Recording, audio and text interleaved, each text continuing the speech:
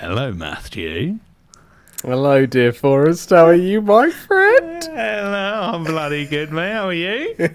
Oh, I'm so good, man. I can't tell you how pumped I am for this episode, honestly. We have been like excited kids at Christmas, mate, this week. I mean, it's been excitement level was at the absolute maximum. I'll say something on the podcast right now. I text Forrest early this morning going, honestly, this is one of the happiest things that is in my life right now, and I cannot wait for today's episode. And it is so true. Yeah, man. Yeah, how are you, though? How's life? I'm good, mate. Life's good. It's been a while, isn't it? Because the last one we did was in person. We did it here. Yep. And then before that, you and Rach did your little one, and we summer, basically. We've had summers, like, what a whirlwind it's been for our summer. It feels like we've gone on a little separate wildcard journey, which is what we do with the wildcard movie episodes, which is exactly what the purpose is for that. But now we are back. We are back with Phase 4. The autumn is arriving. Going straight into Christmas as well. You know, I cannot wait. We've got Phase 4 still to go through. We've been doing Phase 4 all year. And yeah, getting back on that train, I'm so pumped. I'm ready for this. I am ecstatically ready for this. I don't know how to beat you there with adjectives, but I don't know, am positively pumped. Yeah, I just can't wait, man. I'm just so excited. I feel like you're trying to pump yourself up even more then. You saw my levels and you're like, Jesus, this came in hot. I'm like, how can we go bigger than this? Come on, run myself up. Just to say to everybody, you at home, this will be the first podcast that goes live, not live. Well, live at the time. Yeah. It will go on to YouTube. It will be the first full episode on YouTube. So this gets uploaded audibly, so to streaming sites, including YouTube, ironically, on Wednesday, and then next Saturday, or this Saturday, we will be posting the big deal on YouTube. It's absolutely exciting. And you should absolutely listen to both versions, because when I say versions, the Saturday version is an uncut version. So whatever happens in this podcast, I mean, is going on YouTube. So this was an 100%. Uncut version, video version. You can watch it on YouTube, and bringing more stuff out. If incriminates us, then we may have to edit at the last minute. But hopefully nothing incriminating happens in the next hour, and we'll be We're just raising the stakes, aren't we? We're just raising the stakes for each other, and I'm fine with that, if you are. Why not? How's your week been anyway? You asked me how my week's been, huh? It's weird. This is the week where life goes back to normal in a way. Like, summer's finished, the girls are back at school. I don't know if you heard a scream there. That was a child in the living room. Wasn't a cat. That was my kid. So everything's gone back to normal. Work's going back to normal. So it's a weird feeling, but it's a good feeling, because I kind of like the routine. Do you know what I mean? I'm really excited to get back into the routine with you and I, getting into this and stuff. And Phase 4 in particular is, you know, we've got Moon Knight coming as well. We've got Multiverse of Madness coming. We soon, you know, to be catching up with all the MCU content. So I'm pretty excited about this, and particularly this is one particular movie since we started this podcast I was really excited about. This came out, I think, almost around the time when we started, I think. No. It was 21. It was 2021. We've been going since May 2022, mate. Oh, okay, fair play. Yeah. Maybe when did we come up with it? Did we come up with the idea to do it at that? No, Film Club. Film Club started. That's when Film Club. So we and a few people got into this little film club. I think this is the first film we did that, because this is ages. This is November 2021. This is, Matt. That's ridiculous. Really, way before release. No, December. Sorry, December the 17th. Release date into theatres. Yes. Yes. So yeah, we went and saw it, and oh my god, what a time to be alive! Have we said the name of the film yet? We haven't announced it yet. Oh, and as well, by the way, last week you done me dirty. There was no intro. There was no opening credit intro. No. Listen to it. There was. I announced it. There was no intro. Yeah, because didn't I put it after our little pitter patter afterwards? Because you laugh, and then I said a little pitter patter, and then it Did goes you really? into it. Did I miss that? You missed the entire. Definitely an intro in last week's Right. episode. Well, I'm not missing it. I'm not missing it right now. So I'm about to readjust my hat and tell everybody, dear listener, it is time for us to delve into Spider-Man: No Way Home. Ooh, Massive theme tune, fireworks. Okay. You know, people chucking grenades of excitement. There we are. Here we go. It's this does hark back to the last episode where I took the piss out of you for saying that if Secret Invasion had Spider-Man, oh, it would have been the best thing in the world. Spider-Man. Already preluded your excitement for this week's podcast, mate. I mean, how can you not get excited for this movie, man? It is so good. I'm gonna go straight in because I remember when we did Spider-Man Far From Home is the last one, right? Spider-Man Homecoming, Spider-Man Far From Home, Spider-Man No Way Home. Yeah. So when we covered, I don't know if you remember, when we did Far From Home, I basically said that I'd never watched. I thought I'd seen it and had never seen that movie. I never saw Mysterio. Right. I don't know if you can remember. Yeah. So when this film opens with Mysterio revealing Peter Parker, right? I was like, what happened there? Because when we saw it in the cinemas, I can't remember thinking to myself, Christ, when did I didn't catch that. So I don't know. I must have just thought when we saw this in the cinema that opening just came in a vacuum. Because it was literally the opening of just something, from nothing. And I'm like, what must have went into my brain that thought that, oh, well, we've just skipped a few years and Mysterio's rocked up and he's randomly called out Peter Parker. I don't know what happened there. That was a very, I watched this back going, how could I not have realised I missed an entire fucking film? You never questioned it either. Like, hang on, who's that guy? Yeah, this great start. This really, it gets straight in. Right into the heart of the action. We met a character that we're never going to meet again in this film. That, for me, is top-notch cinema. Wow. I mean, talk about a movie where you really do need to see the second one before you go into the third one. That's definitely it, right? Yeah, wow. I mean that's impressive, mate. Arguably only for the first 20 minutes of this film. I think after the first 20 minutes, it kind of goes its own way. Where actually, if you haven't watched older Spider-Man films, then you're fucked. Yeah, that's true. That's actually, If you've never seen Tobey Maguire, there's a comment I've made in my notes about those legacy characters that we're now calling them, in terms of how they're brought in terms of all the exposition of, oh yeah, this happened to my character, or this happened to me in my stories, and bringing it into the movie. But anyway, before we go into anything, mate, this is a movie, which means we need to do ourselves a cheeky little synopsis. Oh, here we go. Kickstart. Honestly, this has way more of a format now, doesn't it? Do you know what's crazy? The fact that we have the TV shows, the wildcard movies, but the films that we do has a beautiful little format. So let's do it. Chuck us in with a synopsis. Here we go.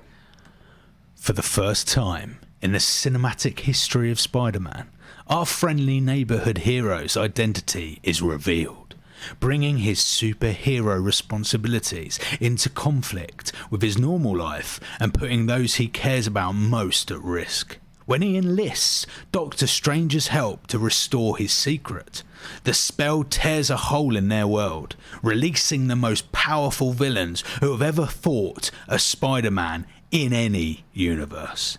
Now, Peter will have to overcome his greatest challenge yet, which will not only forever alter his own future, but the future of the multiverse. Ooh, that little last multiverse that you brought out there. I can't get down that low. Multiverse. The multiverse. Do it again. The multiverse. Oh, come on. Somebody needs to get this guy on an advert. He needs to be in a trailer. Stop it. Yeah, I've got a face for radio. Look at me go. I've got a face for voiceovers. You're going to make lots of money, mate. All for not showing your face. Put that fucking away. That's it. That's what we need. That's a hell of a meaty synopsis, though, right? Crikey, mate. That was War and Peace. That kind of... And what makes me sad about that synopsis is it tells you everything. Yeah. No one can read that synopsis and go, oh, I wonder whether they've brought back characters. I wonder whether there might be another Peter Parker. No, that is going to tell you everything, whether you've asked for it or not. I feel like it had to, because it's one of those movies where it's the pinnacle, it's the climactic movie of the third, in the origin trilogy of Spider-Man. It needs all of that, description and synopsis, so we can understand fully what's going on. Because, mate, this is the other thing. It does pack a punch. There is a lot going on in this movie. What about after being unmasked as the Spider-Man, Doctor Strange and Spider-Man unknowingly open the multiverse? What about that? Oh, and that's a nice little tagline. If you literally just put that into your tagline / whatever, synopsis, whatever you want to call it, that for me is like multiverse. What does that mean? What's that bring? Mate, come on. Look, I know everyone's on strike at the moment, but chuck your CV in. Go on, I dare you. Actually, Kev, if there is a time to chuck a CV in, now is the time. While everyone's on strike, I'll come and I'll do the writing. Yeah, I'll do the voiceovers. I'll be in it. You know what? I don't really care about this AI. I've got, you use my face for a perpetual, just eternal life. Use it. Use this. Use my face. Fucking use it. It could be a case of, look, I know you don't like my face. I know I ain't got a right face, but I've got a good voice. So just chuck Leonardo DiCaprio over the front of it. I'm fine with it, mate. Yeah, no problem. What, £5 every time it gets shown? Yeah, no problem at all. I'm happy with that. That's all right. I paid for a pint down road with Paolo, wasn't it? Me and Paolo get a pint. Don't know why my friend's called Paolo. No. It's a lovely name. Anyway, we digress. So Spider-Man, here we are, mate. This is what a film. Overview thoughts. Do you want to go first? Yeah, go on then. Overview thoughts. Thoroughly enjoyable. I think, if anything, and I came into it cautiously. If anything, watching it, this is only the second time. I haven't done a mat and watched it 500 times because it's Spider-Man. But no, it's the second. It's the second time, and genuinely, I was a little bit like, oh, am I going to rewatch this? And it's going to be like, oh, this isn't as good as I thought in the cinema. If anything, it was better. Not once did I look at the running time and think, Christ, this is going on. It was enjoyable. It was exciting. It was funny. I have issues with Act 1. Act 2, Act 3, loved it. First part of the film, I struggled with, but we will talk about that. That's interesting. Yeah, but yeah, general observation, absolutely loved it. One of the best MCU movies for sure. I think so. In terms of my views with this movie, this is, alongside Guardians 3, it's got to be one of the best fan service movies that I've seen in a long time. in terms of bringing back legacy characters, legacy villains as well. The link up between Sony and Disney in this movie. Even the Easter eggs, even the little cameos when you've got Venom in the mid-credit sequences. The thread of intertwining all these separate stories and coming in. Yes, some of these aren't fully integral, but what was great about this is that they managed to make these legacy characters really important to the main thread of Tom Holland's Spider-Man in developing his origin. That is what I think John Watts has done an incredible journey and done an incredible job at. It's creating this narrative as an origin trilogy, something we haven't seen before. Origin movies, you get one origin and then boom, you get a trilogy, and the next thing you've got Old Man Spider-Man. I don't know, time passes in trilogies quite a lot, but with this one, it's very succinct.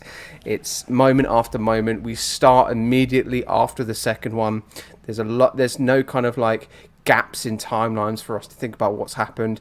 We're straight in with the character that we love and have learnt to love, and it just grows. And I cannot compliment a movie like this anymore. But there are certain small things, very tiny things for me, but there were slight glitches, let's say, in the film, but there weren't gripes. I have almost no gripes for this movie. But yeah, I loved it. Can't wait to talk more in a minute. Oh, fantastic. Shall we talk about story?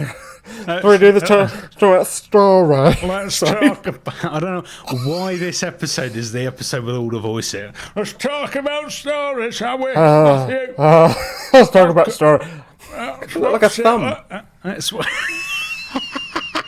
I tell you what, you're encouraging people to watch YouTube, and I am that about you. Actually, that's true. Yeah.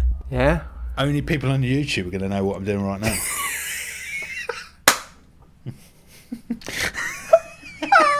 Only people on YouTube are going to know what I'm doing. Hey, well, hello, little private, little fucking show for you coming up. It was like, what was really what I loved about that is that it was kind of like non-committal, but then you just followed through with it. Yeah, you went, no, I'm gonna do it. Yeah. I think it was my own mind was trying to work out what that was, and then it got grander. Was it a tap? Was it a stroke? I don't know. Now you really you need to watch now, dear listener. That's tantalising content. Oh, fantastic. Story. Oh, God. Story is story's a good place to start. That is the reason the first bit of the movie doesn't work for me within the story, and I'll give you a couple of things. Right, so there's two things. One, I don't feel that there is reason enough for Peter to speak to Strange at the point that he speaks to him. At the very beginning of the movie, Peter, we know Spider-Man is Peter Parker. At that moment, Peter's reaction would be more than fair for him to then go, shit, this is giving me the type of exposure I'm not keen on. I need to go and speak to the likes of Doctor Strange to see whether there's anything we can put in motion, right? Whereas in the film, there's this scene with MJ, Ned, and Peter, where it's to do with college, right? They don't get into college, and Peter's worried that it's affecting them. Now, what I suppose you could argue makes sense for the broader film, but what doesn't make sense for me is that the character of Peter Parker would be going to Doctor Strange purely be coming out of that scene. You've got the whole world knows who you are. There's helicopters everywhere. Shit's happening all over the place. Yeah. Not getting into college is not the reason you'd go and find Doctor Strange. That for me is bizarre. You'd have gone much sooner than that. But that's what Doctor Strange comments on, doesn't it? He goes, "Wait, you didn't even go and ask. You didn't even go and double check to see that you can go through the system." Again, like he goes, "Why have you come to me to literally make a spell and change your whole life? Why have you that gag, exhausted your options?" in itself, that gag doesn't work though, because Doctor Strange is aware. Everybody knows Peter Parker Spider-Man, and this is a young whether because he makes a comment about, you know, you've got to embrace your superhero. Like, people know who the superhero is, right? They know who Doctor Strange is as the person, right? But this is a young lad, of which, and Spider-Man's getting a lot of heat. He also doesn't have his parental Iron Man anymore. So I can't understand why Doctor Strange would have gone with it, would have rolled with it for the pure thing of, this is a young lad in front of him who's just lost that parental superhero figure that would provide him guidance. So the college thing just seemed like a bit of a trivial, almost humorous means of a broader thing. It didn't. Anyway, so that's number one. My main thing. Can I make a counter comment on that? Hit me with a counter comment, mate. So, because this is the origin, you shine, you dick! I put my hat back on. Oh no! Right, Forrest. Now listen. All right. My counterpoint to Spider-Man is, quite simply, is that we are still in the origin phases of Tom Holland's Spider-Man. We've got to remember he's still a high school student. He is making rash decisions. Not a couple of moments, I would say, not even that long, of a year and a bit ago. He just saved the world from Thanos. He's riding on the coattails of being an Avenger. That's a big deal to him. He's riding on lots of confidence. And he goes, well, look, this is a bit of a mess.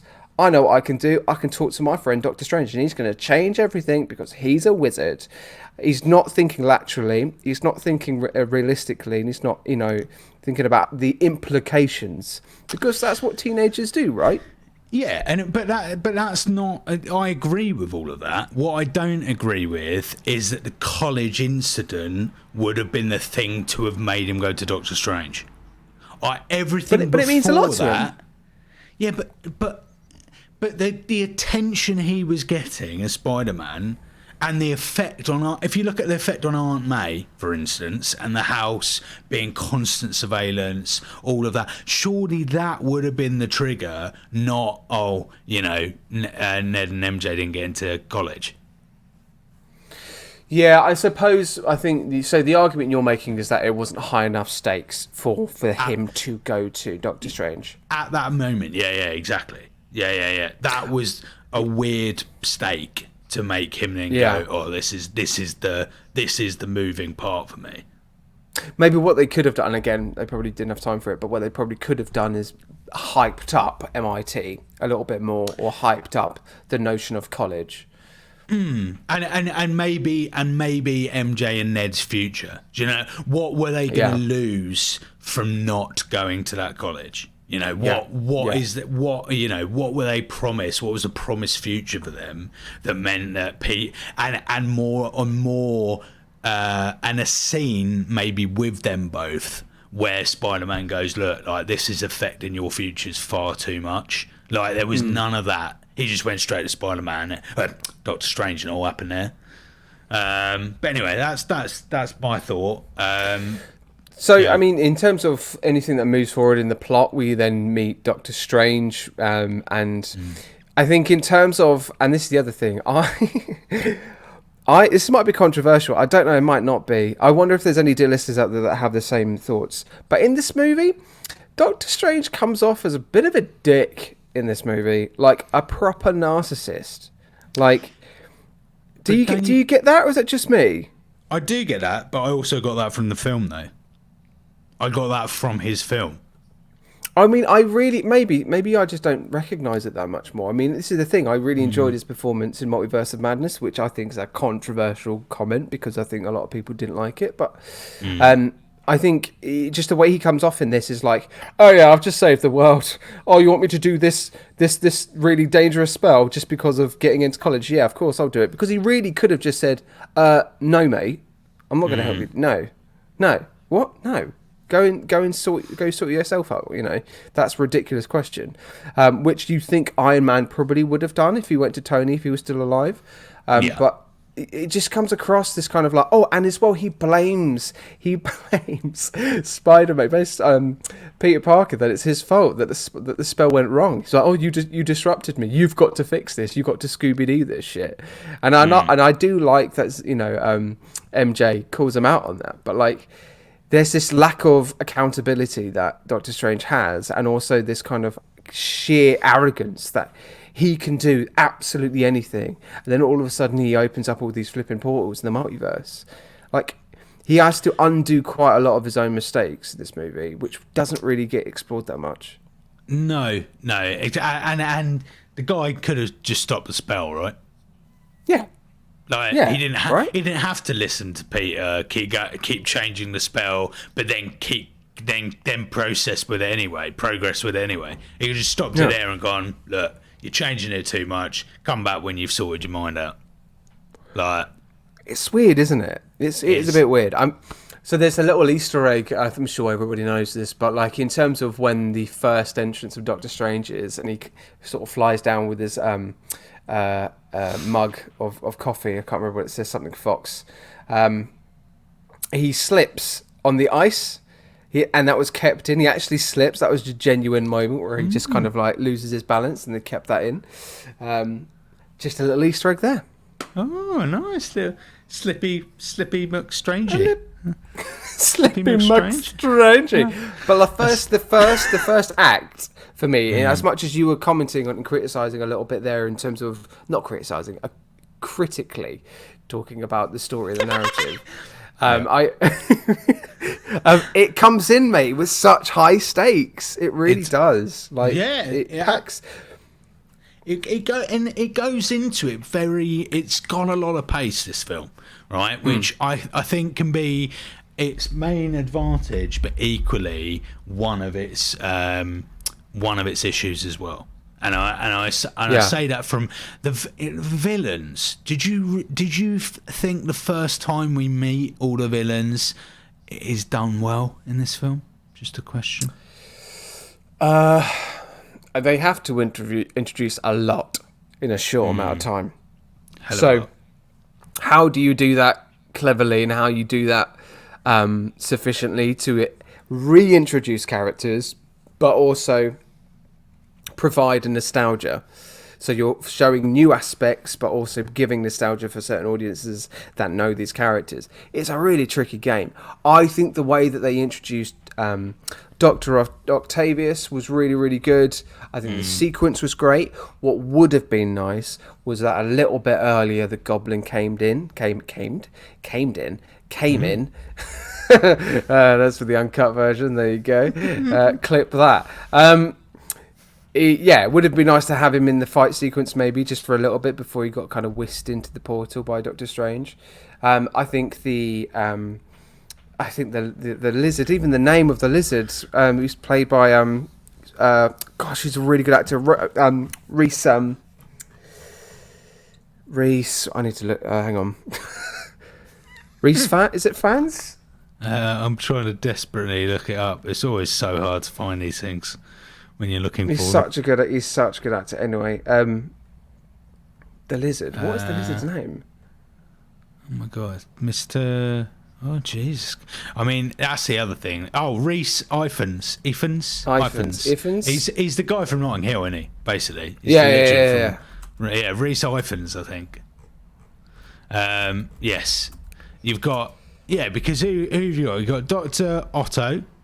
You got Norman. Dr. Connors, but it is Lizard. It is just Lizard. Okay, I'm not wrong. Yeah. Right. So you got Doc Ock, Green Goblin, Electro, the Lizard, and Sandman. I think Sandman's entrance was quite nice in terms of coming in. He immediately starts from where he left off in terms of relationship he has with Spider-Man. He's not a villain. He just is a little bit confused and a little bit morally sort of undecisive, I think. But in terms of the Electro as well, introduction, I thought was really good. It was really nice to see Jamie Foxx as well to play in a role that was way more freer. as well. Like, you can quite clearly see that he was enjoying himself compared to maybe what you saw him do in Amazing Spider-Man 2.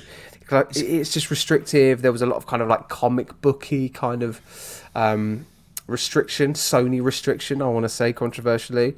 But this was nice to see. Yeah, a new fresh face, a new fresh kind of look, more comic book accurate as well. Yeah. It's interesting. I don't know, Mr. Lizard. I'm not sure. How did the lizard become the lizard? Was that a science thing? Yeah. Yeah. So Yeah. because do you know what I've just clicked, because you said about not being like a real villain. None of these villains are real villains. If you think about it carefully, all of them are only in the position they're in because of failed science tests, or Electro had the accident that he had. None of them are a villain because of their own well, no, they are exactly that. They're a villain of their own making rather than their actual persona or personality. Yeah, I think that's done deliberately. I think personally, I feel like in terms of the fact that these are characters that could be changed quite quickly in terms of what they stand for, their morals, and obviously that's what Tom Holland's Peter Parker believes in. That's why he goes into that second act of the movie to go, no, look, I'm going to cure you, and everything will be fine. I believe you can do good things. All of those characters are capable of doing so. They get corrupted by either a failed experiment, and then they blame somebody else through aggression and anger. And they kind of all very much have the same path, I think, in terms of that. And that's what I really enjoy, I think. And as well, if you were to have played that against other Spider-Men, they may have reacted differently to those characters. But it was nice to see that our Spider-Man in the MCU has all of that humility and hopefulness. But and yeah, I think it works. In terms of the inclusion of Ned, can I just quickly talk about Ned? Mm-hmm.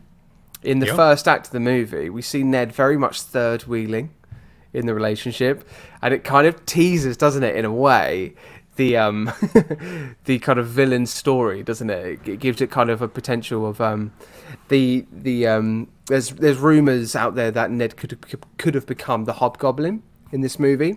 Okay. And sided with Green Lantern, so a kind of like magical kind of version of Green Goblin.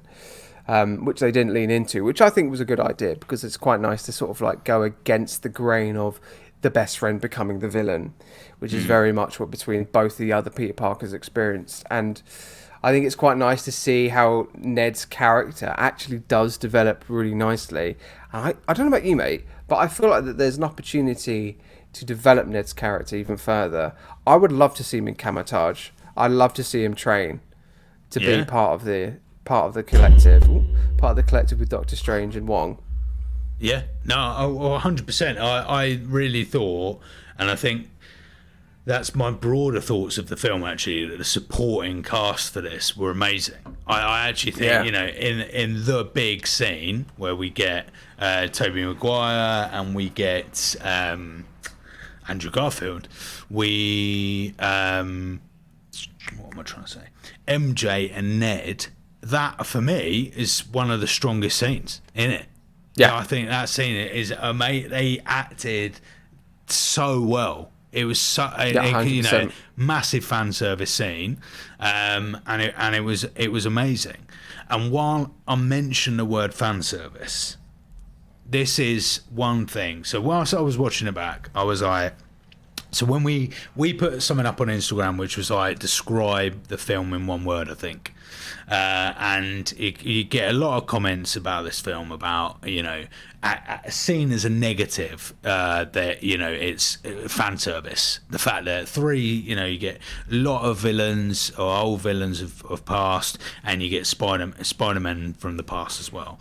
And fan service is seen as a negative. Now, I do not understand quite why that is a negative thing. If it is being done well, what is the matter with having fan service? Fan service draws fans to a film, which will encourage future films to be made. It will encourage the very thing that you're enjoying, to be made more so, right? So naturally, by putting fan service in, it gets the attention, right, that it needs. I mean, I completely agree with that. I think in terms of like what might be the counter argument to that is the fact that the writers are being forced to pander to an audience that would then potentially hinder an original narrative that might have more layers, more depth, and more screen time for their protagonists and antagonists to sort of like play through. Because you can make the argument in this movie that too much screen time is taken away from these legacy characters and not enough time in development of our actual, even our secondary characters with Ned and MJ, their development of their roles, and particularly with Peter Parker's development. But if that is the thought, whatever. But I don't think that that's hindered at all in this movie. And also, it's been done on the third film of the trilogy, even though we know Spider-Man 4 is happening. If you look at it within a trilogy, they've done that at the end of the trilogy. We Spider-Man Far From Home, it was massively MJ and Ned. There was so much character arc for them. So, they've given enough time to those characters to allow this film to then go, well, actually, we're going to put the spotlight on some legacy-driven characters to come in. Yeah, I think in terms of like certain particular moments as well, in terms of legacy characters, it was really nice to see Daredevil come in for their scene. Yep. What's nice is that Jon Favreau obviously played Foggy in the Ben Affleck version. But, oh God, I want to say, was it 2003? It might have been 2001. It might have been even earlier. But so seeing Foggy and our now new Matt Murdock be played together and seeing their scene together. And there was also a deleted scene. I watched the deleted scenes earlier today with the hearing with Happy and Daredevil, and that got cut, unfortunately. But it's just nice, I think, in terms of, again, just a little Easter egg there from not only seeing Daredevil, but also seeing Jon Favreau in a potential Easter egg there of him also playing Foggy in the past. Oh, cool. A lovely little Easter egg there, mate. Yeah. So we end up with the villains. We end up. So how did you feel about the entry of both Spider-Mans of old? Oh my God! I mean, the Andrew Garfield. I'll tell you a little story. When we watched it together on our very first film club movie, which was this one, I remember when the portal was opened and I was at the back there. I saw the larger eyes that the Amazing Spider-Man has, like, immediately, and I knew right then this is the moment he's actually in it. And seeing him come out of that portal and taking off his mask was just brilliant. It was so good. It was such a moment. But my question to you, Forrest, is he's still got anonymity. Why did he take his mask off so quickly? Wouldn't he have kept it on? Yeah.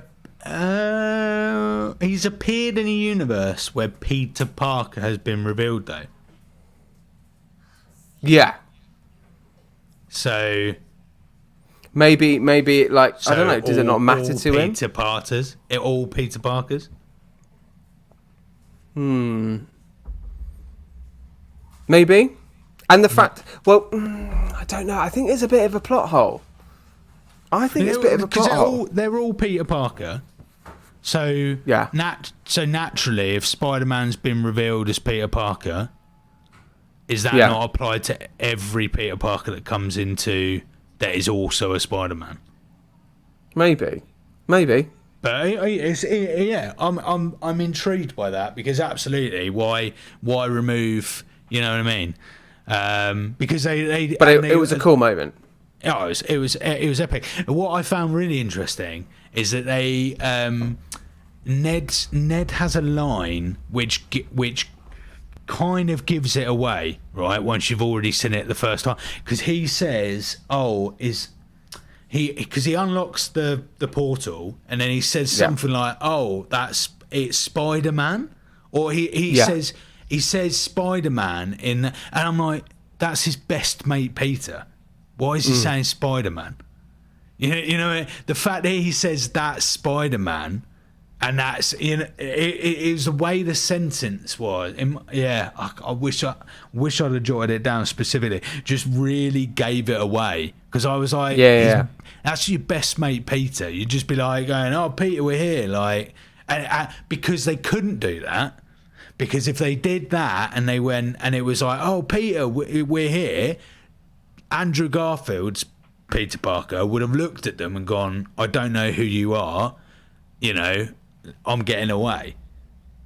So it was an interesting thing there that I found out. Really, they had to give it away. I mean, it got the pop that it needed, didn't it? I mean, in terms of the crowd reaction, it was absolutely perfect. I think in terms of Tobey Maguire as well, I think just realising the aging for Tobey Maguire was like, oh my gosh, yeah, time has gone. But he looked great. I was saying to Rachel, I was like, I feel like he looked better in his Spider-Man suit than he did when he was actually doing the movies. Yeah. In this one. Yeah, absolutely. And I've just had a look at my notes, and what I just said was complete and utter bullshit. Apparently, it's the opposite. So as he's doing the portal, I think Ned says, "I wish we could see Peter." So I wish we could see Peter, or I wish we could see Spider-Man, and it's like, okay, and then you're like, okay, well, which Spider-Man? I don't know. One of the moments. So it doesn't specify. It was a great moment. Okay, it was an interesting moment. Well, we learn a little bit more about Ned's potential spark powers, and that he's got this, he's got the magic. I wondered whether they could have played into it a little bit more. Maybe we would have got a little bit more with was it Nan? Is it Lola? Lulu? Lola, I want to say it's Lola. It would have been nice to have got a little bit more, I think, there. I'm just really intrigued of what Ned's going to happen next, mate. I want to see more. Yeah, and I felt like there was a little bit deleted from that. Do you know what I mean? By the sense that she kind of came in and had like quite a big part, but was never really introduced. Yeah, Lola. It's definitely Lola. Yeah. So yeah, it was an odd. But I was like, have they just deleted a bit there within it, like an introduction? Never felt like a proper introduction. But she was awesome. She was awesome. It was great. It was really funny moments. I think the cobweb moment was really good. But I think in terms of that bit, Tobey Maguire's Spider-Man was talking about kind of he had a sense that he needed his help, which is interesting because it might lean into the fact that maybe there is this kind of like Spidey sense connection between them, and it's not really, it wasn't really explicitly said, but like I like the idea that if that is the case, that Peter Tingles meet in some way where they're able to communicate to each other as a way of telekinesis. That, like, I don't know, as a superhero kind of like development power, we talk about Loki getting a new power of time jumping, could Spider-Man's powers develop as much as like even Miles Morales' powers develop really quickly in his origin stories. So it's like, what could come next from that? I'd be really intrigued to see maybe in Spider-Man 4, whether we introduce, Gwen, Stacy, or Miles Morales with Tom Holland Spider-Man, or even bring back these legacy characters. How can things develop for their skills, their skill set and power set as well? That'd be cool to see. But I think this all happens as well soon after. We can't not talk about it. Aunt May's death. I know, mate. It just kills me. It kills. It kills me, and the actual scene of the bit where she dies is tragic. But leading up to that, this time, because I knew that was the result, I didn't half think for about 5 minutes, why are you not just getting out of the building? she's like Well, purposely. she's protecting her, No, her man. nephew. If you watch it, she's like every opportunity she's by the door, like, oh, am I gonna go out? And it's so obvious now. You rewatch it, and if you just watch her, right, ignore everything else going on around the building. You're like, what are you doing? She's just like, oh, here's a door. Oh, I'm just going to stand here and observe for a ridiculously long period of time. Oh, all this destruction. Oh, don't mind me. I'm just going to get in the way of the door with a thing. You know, she has about 4 opportunities to just fucking leg it. And I'm like, I'm like, what are you doing? Do you know what? Mate? When I'm being attacked by Green Goblin, okay, because when I inevitably become Spider-Man, you're out, mate. I'm so fucking out there, mate. It's unbelievable. I will leave you to it, my friend. And I won't ask you about it next day because you'll be demolished. But I'll say something nice at the funeral instead, mate. Also, we're the Don't Be a Hero podcast. I'm not doing jack shit, mate. Yeah, can you imagine if we're in the background? Fuck it up, Forrest, we gotta go. Run. Don't be a hero. Run. It was a fantastic man. In his final few hours, I can't say I remember it well. I remember the front door opening at quite a speed, and I saw a lot of commotion outside. It was quite a cold evening actually outside. But he died basically. Yeah, and I don't know, really rough by the sound of it, really bad. But I'm all right. I'm great. Oh my god! But it's amazing, and I love the fact they got the with great power comes great responsibility in there. Became a kind of theme throughout for the rest of the film. I loved it. I loved it in the most dramatic, upsetting fashion you can. But it was, and the acting as well. Just the whole the couple of scenes after it, just really upsetting stuff. Brilliantly. Yeah, I mean it was I mean, I think in terms of the delivery for Tom Holland as well, and that bit was absolutely stunning. And it drove his character forward. You know, the fact that when he meets his counterparts from Spider-Man, and he goes, "I want to kill him." Like, I believed him. Like, he's like, "I want to tear him apart," and I'm like, poor kid. Like, I genuinely felt the anger that he was feeling, and that's such a good scene as well, because if you've watched all these movies, you know exactly that Andrew Garfield's Peter Parker and Tobey Maguire's Peter Parker have equally in that moment felt that feeling. So there was this kind of moment of harking back to that moment, feeling that feeling again, but also they are beyond that moment, or maybe even not. What I love about Andrew Garfield's character in that bit is that you can't see that there's resolution with the loss of Gwen Stacy, and he's still reeling from it in his own way, and it might be through aggression and it might be through anger still, but like with Tobey Maguire, he's quite clearly found more stability. He had a relationship with MJ. We don't know whether he's got a family. It's kind of implied a little bit, but there's this different perspectives that then that Tom Holland Spider-Man then learns from very quickly to go, actually that's not the way to go. But then it's great motive, and also it's I think what it did really well, because you can argue that Tom Holland's his age in real life is maybe affecting Spider-Man in the sense that he looks like an old, he looks 25 years old. He looks too old for a guy who's going to college, for sure. And I think seeing him with Andrew Garfield and Tobey Maguire, I thought was brilliant, because actually it made him look a little younger. It played him down a bit, and you could see the ages of the other two. And I really, really loved their scenes together. I thought they did a fantastic job of writing the scripts for those scenes together. I thought that was great. And then it gets to the planning bit, doesn't it? In terms of they're in the labs, they have these lovely little quirky scenes to do the Peter pointing moment, which Peter, me, Peter, you, Peter, And you see a lovely little bit of development as well with Ned and MJ. Ned questioning, going, God, am I going to be turned into a villain? Am I going to kill you?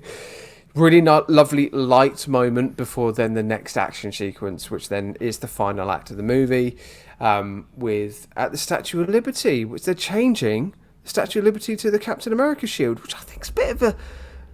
That wasn't spoken about enough. That's quite a statement, isn't it? Changing the shield. Yes. I don't know. I'd say so. Yeah. So it wasn't pointed out, was it? But when I had that thought, I equally then had the thought, well, to be perfectly honest, there is currently a celestial on this planet with its hands sticking out of the Earth, and no one's talking about it. Yeah, this is true, and yeah, absolutely true. And I love that action scene. I love I don't know if you remember that action scene prior to the film being released. They put some footage in a trailer. Do you remember? And it only had Tom Holland as Spider-Man in it. But fans, you could tell there was all this space in the rest of the photo, and literally people were putting in the other two Spider-Man, and it was so brilliant. Clever, aren't they? The fans are so clever. It was outrageous. All of the stories that came out before this film was released, people were all over it. That trailer was picked apart. I think there was another one where it might have been when. Dr. Otto looks at him and goes, "You're not Peter." I think they do put that in the very last trailer before it got released. I think they did put that in there. But there was another bit where they showed like over the shoulder of Spider-Man, and people were like, "Yeah, that's definitely not Tom Holland's." Like, it was great. It was awesome. But this action scene was mad. Was really good. I liked that they gave MJ and Ned a little bit. They didn't go too far on that. Make it unrealistic that they'd genuinely survive all of that anarchy.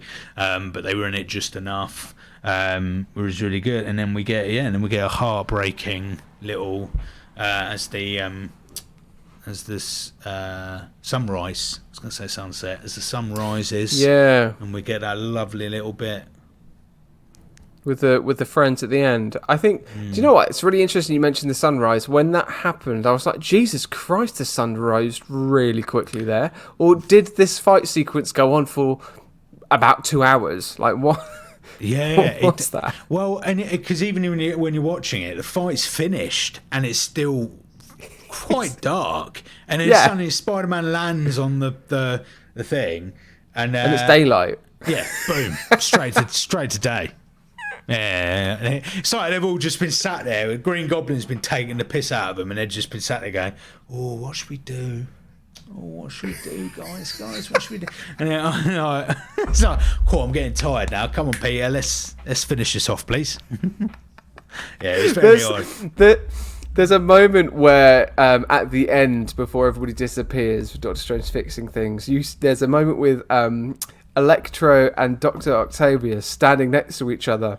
And I was like, have they just been standing there the whole time watching Peter Parker and the Green Goblin kick the shit into each other, while Tobey Maguire and Andrew Garfield are just kind of like standing around also just watching? They're just kind of spectating this massive fight. And then Tobey then comes in, stops the shield, the thing going into his chest as well. Like, it's really interesting. I'd love to see those little deleted scenes be played out. Great. Yeah. So, all right, should we get involved, Andrew? Nah, not for the no. You no, give it. Just wait. Let's see how it plays out. Huh? He's gonna kill him. Well, we'll see how it. Andrew Garfield's holding the cure. He's like, do I throw it now? Now? No. No. Like, yeah. It was bad, but it had to have it for the emotional gravitas that it came with. Yeah. But it was brilliant. It was fantastic, and then because at that point, I don't know about you, but I thought that would be it. At that point, when we saw it in the cinema, I was like, that's what a brilliant film, what a fantastic. But no, you literally, as if your heart's not pulled enough out of its socket. Strange comes down. This multiverse splinters across the sky, and then Peter has to do the big thing. Do some stuff. That's it. I mean, in terms of my final thoughts in terms of that last sequence, I think it was done really well. And again, what works with a fight sequence in a climactic moment is to have it in one location, and particularly have it in a well-known location as well. All right. I think, you think about all the classic movies out there, but like, if you have it in one location that's really well known to the world, there's lots to play with. And the fact that they had the scaffolding, it became a really nice way of animating fight sequences, and the action as well. Yeah, the moment with MJ falling, God, and Andrew Garfield getting that moment of redemption when he catches her, and that moment where she goes, "Are you okay?" And he's like, "Yeah," and he's like in the verge of tears. It's gorgeous. Like, all those moments are really great, and they play in nostalgia really well. And then what I find really what I kind of love is Doctor Strange just turning up again, being like the pissed off dad. Like, what the fuck's going on? Like, what have you done? Why? No, stop that. No, why are they all not? Why are you curing them? Like, like Ned's like, no, please don't be angry, Dad. He's curing everyone, please. Guys, it's not sorted. Look at the clouds above. The rips are everywhere. You're gonna have to make everybody forget you ever exist, mate. Literally. Literally. And then he does just that, and he tells MJ and Ned, don't worry, I'll come back, I'll find you, I'll tell you everything, I'll let you know who I am. And it don't go to plan, mate. Heartbreaking stuff. It doesn't go to plan. So then he decides to instead, you forget? Hello. You muted my mic. I muted the wrong mic. I meant to mute myself, and I was going to do it, completely undercover. No one would have worked it out. But no, I literally muted your own mic, mate. Everyone saw that. Cheers, Cheers, though. Shall I carry on? Yeah, say it again, mate. Yeah. Sorry, do you need to burp? No. It's the cat scratching at the door, so I don't want the cat. Ah, right. Okay, sorry. Now I might just not talk and watch you the whole time while you're on mute. Anyway, so we see. I've forgotten what I was going to say now. No, I do remember. Mate. It's the Ned and MJ. Yeah. So the last final moments, I think it's with him deciding that no, can everybody forget that Peter Parker exists instead of Spider-Man. So he kind of reverses what he says earlier in the beginning of the movie. Now, there's controversy in terms of the reaction of that. It's very sad. Of course, it's very sad. And like had that final moment with MJ where he decides, actually, no, I'm not going to tell you. The goodbyes as well beforehand is really sad. But like, I just get kind of like, mate, you build a rod for your own back there. And also, there is some serious plot holes within that. Like, there's no specificity on, is it just on Earth? Or is it people that are off planet do actually remember Peter Parker as Spider-Man? Because we could then say Nick Fury hasn't forgotten. We could argue that Thor hasn't forgotten. Like, is that part of the plan? Is that the reason why they've decided that? Or is that a genuine kind of like, oh shit, we didn't specify exactly how many. Is it universal, or is it multiversal, or is it just on this planet? Which I think it is just on this planet. Dear listener, if you know that there is any kind of like confirmation on that, you do let us know. Oh, poor Peggy. I hear you, Peggy. Can you hear Peggy? What's she saying? She's like, let me in. Don't worry, mate. I've not seen you for 58 minutes. I can't control myself. Let me in, for God's sake, Florence. What's your plan here? Just love me. All right, Peggy, I'll be out there in a minute, mate. Silence. I was waiting for a reply. No, she got the message. She got the message. But yeah, I think and it all finishes. We see then we have the little diner scene. He decides, actually, no, my friends seem to be really content. There is that kind of moment. You see the kind of, again, it might be a direction thing from John Watts, but you see this moment of attraction between both of them, that maybe she kind of like almost like goes, oh, I kind of know you. I feel like I know that face. But it was very subtle. Whether that was deliberate or not, I don't know. But I really love the idea of Spider-Man keeping that anonymity now, and like he's now no longer an origin. He is a fully fledged Spider-Man. He's out there doing his bit, and he's not just in Queens now. He's in New York. He's in New York, right? New York. So we see that lovely sequence in his new suit and stuff, and his new apartment, which is actually quite. The apartment looks very accurate to what the Insomniac game. Apartment is as well, which is quite cool. I don't know whether that was deliberate or not, but and then it finishes, and then we go. Then we get a trailer for Multiverse of Madness, which is a bit of a cop out, I think. Before that, we get Venom. We do. We get Venom from mid-credit, which is again. He should have been part of it. Yeah, exactly. It's like I would have preferred to have as a mid-credit scene. Peter Parker, or this Peter Parker, Tom Holland, bumping into Miles.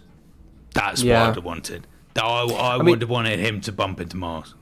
We've got that bit of the symbiote that's now been left on the planet, so I don't know whether that's going to play part into the fourth one or not. But kind of felt that was done in a way where it's like we want to have the option, but we're not really sure that's where we're headed. Yeah. It was very half-assed, wasn't it? And I feel like I really wanted Miles in this. He was alluded to. He was alluded by Electro, weren't he? Jamie Foxx mentions, why is there not a black Spider-Man? And I really wish we had Miles Morales turn up in the mid-credit scene. And then, the trailer, oh my God. You know, the trailer and the end credit scene just reminded me when they did the same shit with Captain America. And I went absolutely mental about it. Furiates me. Yeah, I mean... I think it's got that potential. I don't know whether I don't listen where you got that, but like when we watched that and that was the last thing that we saw, I did leave going, oh come on, really? Yeah. Going complete. I mean, I can watch that later. I don't need that right now. Give me some new content. But anyway, they could have left out the Venom bit. But yeah. Anyway, what are you gonna give it? Well, I realise we're not doing. Is this a thing? We're not doing tomato meter anymore as well because of the news that's broke about the Rotten Tomatoes being apparently the reviewers being paid off to put in good reviews. Disgusting. It's disgusting, man. It's disgusting. We're denouncing it. Are we not? I don't know. Well, we can go to IMDb. I'm a friend in IMDb. I prefer that. All right. So we'll do like a rating, the IMDb rating, Internet Movie Database. And their rating, 830,000 reviews, and the rating is 8.2. That is very high for IMDb. That's not bad, is it? 8.2 is and worthy. I would probably give this a 9, to be honest. Yep. Same. 9 territory for me. Give it 9. I think thick pack of Watsits, I'd say. Big sharing pack of Watsits. Big sharing pack of what? This for me is a big old sharing pack of onion rings. Onion rings is my go-to. I love an onion ring, mate. Fair play. Not the cooked variety for anyone across the globe, but you can get a lovely crisp cold variant of an onion ring, and it honestly it's a very nice snack. Very delicious. Defense against the dark Jesus. Defense against the onion ring. Anyway, where have Forrest. you been? Yeah. You're right, mate. Yeah, You're right. Whenever Harry Potter's mentioned, you had the obligatory "Where have you been?" has to be. Have real bad. Speaking of which, I wonder whether there will be any Harry Potter cosplay at MCM Comic Con. Smooth operator, smooth. Thank you very much. We asked our wonderful fans, didn't we, about cosplay we suggestions? Did. We really did. Now we got now as you if you're living under a rock, you should know by now. But we are going to be at MCM Comic Con in the Creators Pavilion across the weekend from the 27th of October to the 29th, Friday to Sunday. And what we did in last week's episode and in a reel on Instagram, we asked you, dear followers, what should we wear for a cosplay on one particular day? Now, we've got flipping tons of suggestions. Loads of suggestions. And so, fucking amazing. Just genuinely great suggestions. There are some absolute bangers. And to be honest, this needs some food for thought. We'll say a few, but I think what will happen is that me and Forrest will take these in, and maybe, I don't know, do we put it in a roulette? Do we draw it out? Do we do it as a live? I don't know. What do we do? We'll talk about it later. We'll make a decision and we'll tell you. We'll think about it, yeah. But like Charcuterie Trooper, Ariel and Ursula, which I kind of love. We've got Spill the Mead podcast, but definitely Star-Lord and Drax. Follow Spill the Mead podcast. They're a fantastic podcast on folktale history as well. Really awesome. Charcuterie again says Rick and Negan from The Walking Dead. Oh, mate, I love those two. Rick and Negan is a strong contender for me. That is a great shout. We've got Lights, Camera, Rant with Wonder and Vision. Oh, hello. Oh, hello. Someone is not a fan of Wonder Thea's and come in with Sully. Oh, Sully, that's another one. Sully. We're doing Monsters Inc. Sully, shall we? Off we go. Have you got any more? Do you want to read some out? Before Chaos and Shoes in it? Oh, yeah, it's all going on now, mate. I can hear it now. Yeah, we had loads. We had absolutely loads. Higgins Bros, the Geek Gossip podcast, Morph and Wolverine from X-Men 92. I love the specificity of that very suggestion. Specific. Caitlin was the only one. Caitlin, who suggested the people from our cover art. Yeah, I know. At least somebody suggested it. Yeah, I was like, no one. They didn't even reply, so that's not a good one to go to. Ross Paul said the Tick and his sidekick Arthur. Cam, hello Cam, said Mandalorian and Grogu, and I should go as Grogu. Brilliant. Oh my god, that's so good. Oh my god. Tom, my mate Tom from uni, I can't remember what he said. He said I should do Chewbacca, and I can't remember who. Did he say Han Solo for you? Han Solo so, and Chewbacca, yeah, Chewbacca. Han and Deadpool and Thor, like your profile art. Yeah, that was Caitlin's. Ren and Stimpy. Mate, some of these I had to look some of these up, mate. I was like, Critical Podcast said Shaun of the Dead. You look like both of them. Wow. Which is interesting because we actually said that we should do that ages ago. When it was Culture Invasion last year, we were thinking about doing that. Yeah. I mean, that's definitely got to be. It's got to be on the radar for something. I feel like we could do the whole Cornetto trilogy, me and you, mate. I think, the thing is, I think we need to do something more superhero-y. That's part of the DNA of the podcast. Not to say that that's not a good shout. But yeah, we need to decide. We will be doing the Cornetto trilogy at 100% as Wildcard. I will quit this pod if we haven't done it. It's happening. And maybe that's what we do. Maybe we do a really long live Cornetto trilogy special where we're dressed up in the characters, you know. We only drink and eat things from the films. We can just go wild with the theme, mate. I love it. Oh my god. Okay, I'm up for that. I'm well up for that. I'm game for that, mate. Well, we'll have to decide how we're going to announce this and how we're going to reveal it, and also purchase the things we need to get for it. This is the other thing. I don't want this to be a pants cosplay. I mean, I don't want to do any disservice to any cosplayer out there. Dear listener, if you're a cosplayer as well, give us any good tips on how to do this on a budget and also fairly soon as well, because it takes months to plan and get a cosplay outfit sorted. So, yeah, we need to act soon. But I'm looking forward to it, and it's going to be great. Yeah.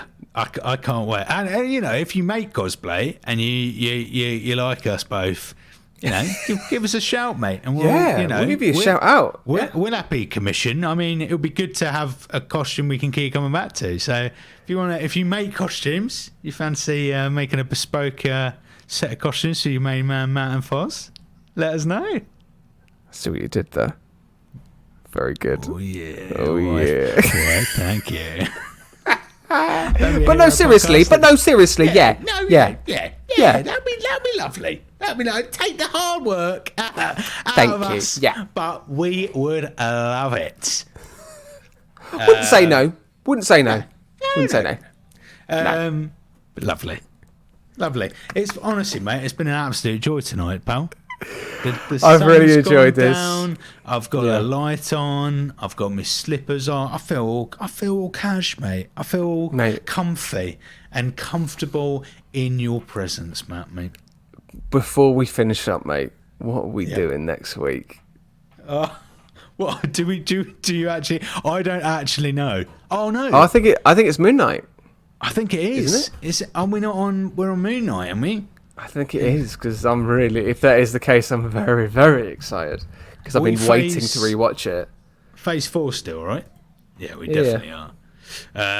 So I think you're completely right, mate. I looked this up last time, didn't I? You did. So we've done WandaVision, Falcon and the Winter Soldier, Loki, Black Soldier, What If, Shang-Chi, Eternals, Hawkeye, Spider-Man No Way Home, and we are next on Moon Knight. Oh, yeah. Which I have not seen yet. I saved it for the pod. I cannot wait. I cannot wait for you to watch it for the first time, mate. I've been waiting to watch it for the second time simply because of this, so this is great. Brilliant. Well, I tell you what, dear listener, thank you so much for listening. Thank you so much for watching. If you're watching this on YouTube right now, I tell you what, give us your thoughts on Spider-Man No Way Home in the comments section. Give us all those kind of thoughts. Give your excitements as well in terms of Moon Knight, what's coming next. And again, if you want to keep giving in suggestions for cosplays, do it. Send us some suggestions. Give us some comments. Give us an email at don'tbeaheropodcast@gmail.com. Forrest is desperate for an email from someone, so he's waiting patiently. I would. Do you know? I'm going to go wild the minute we get an email from someone we don't know or that we're not expecting an email from. Honest to God, I'm going to go wild, mate. Sheer excitement. Don't be a hero podcast@gmail.com. Even if you just say hello, I'll be happy, mate. But yeah, looking forward to it. Can't wait. And talking about emails, actually, you've got something exciting possibly coming soon, haven't we? Which I'm looking forward to. We have indeed. Yeah, all to be revealed later. Anything about, but it's exciting. Yeah, things are moving, mate. Things are moving. All right. Things are happening. Ciao for now, mate. I'm going to eat my salmon. Oh, enjoy that. I'm going to decide what to eat in a moment. Oh, enjoy yourself. Ta-ra for now. Bye, dear listener. Love you. Goodbye now. Bye.